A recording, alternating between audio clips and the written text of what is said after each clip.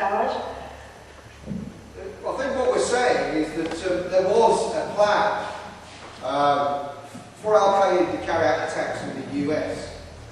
But they're not capable of carrying out an attack on the scale of 9/11.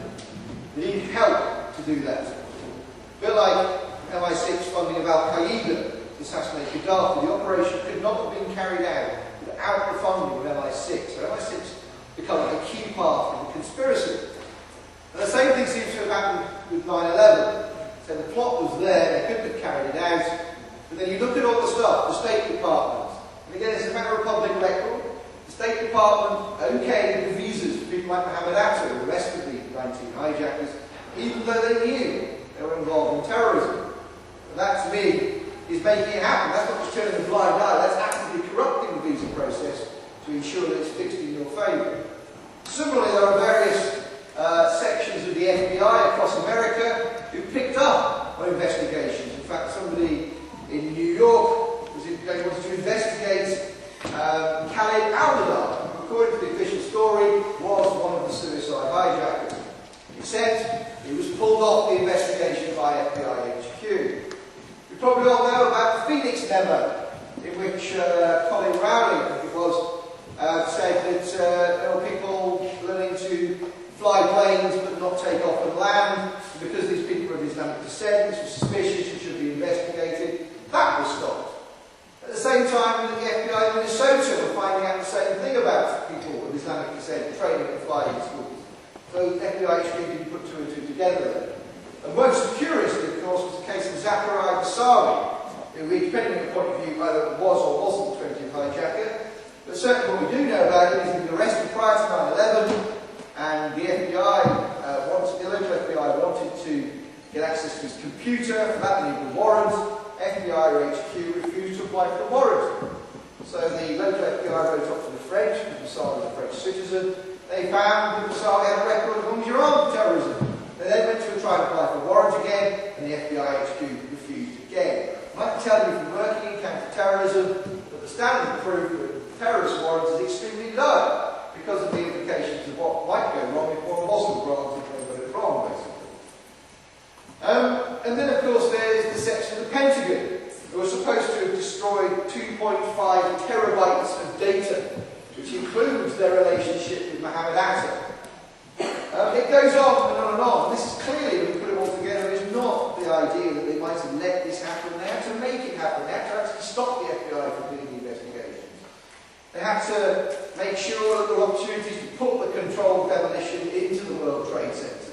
So, for example, Marvin Bush, the brother of George Bush, was head of security at the World Trade Center. And of course, in the days running up to the attack, the employees report that for the first time, whole sections of the Twin Towers were closed down.